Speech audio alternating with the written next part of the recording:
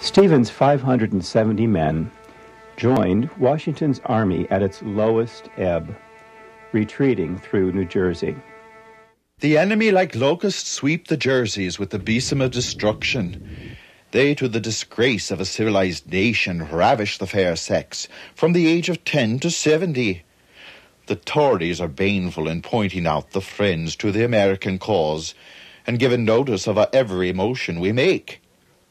The enemy have made greater progress than they themselves expected, owing to the weakness of our counsels and our attempt to maintain the forts Washington and Lee. Our salvation under heaven depends on our raising an army speedily. Every lover of liberty should with spirit promote the recruiting service.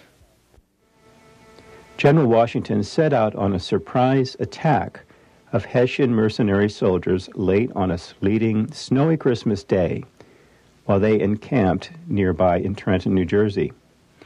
He fumed when some of Stephen's men on their own initiative sought out the enemy.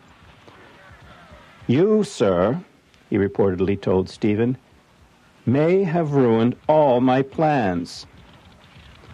Nevertheless, General Washington soundly defeated the Hessians with Stephen's men leading the attack. "The genius of America seems now to be awakening from profound sleep," Stephen wrote Richard Henry Lee of the Christmas frolic at Trenton.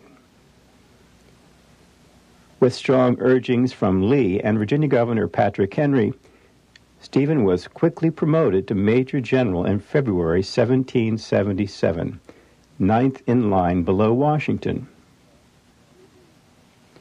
Washington thought it was time to have a big battle.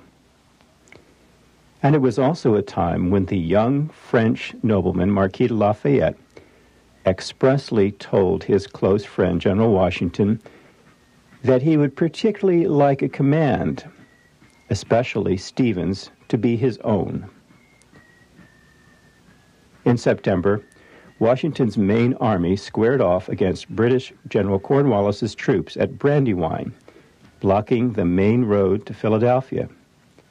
Stephen's and General Sterling's Virginia recruits fought well.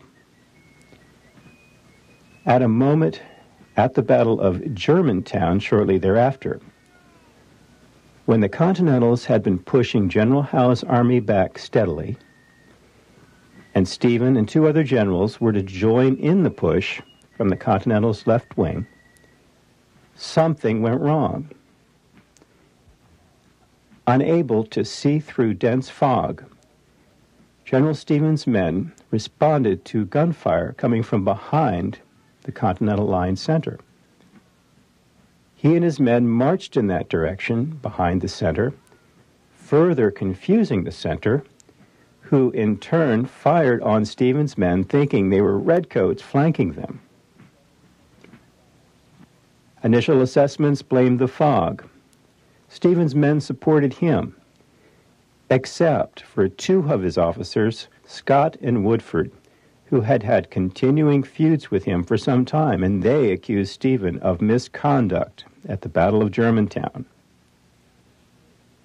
Washington approved court-martial proceedings against Stephen, and he was convicted, basically, of unofficer-like conduct over a 4-month period, without the proceedings specifically citing any misconduct at Germantown. After a burst of vehement protests and letter writing, Stephen retired back to his estate in Berkeley County. Little or no dishonor hung on him. Virginia knew he had always been where trouble was and had never shirked from bravery.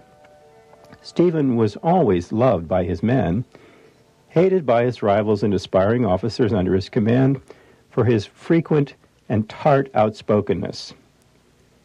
But now he was ready to farm and do business. He owned nearly 5,000 acres of land. He had subdivided into lots the land he owned around the county courthouse and jail, creating 120 lots on 130 acres, which he sold at that time from between 20 to 50 pounds each.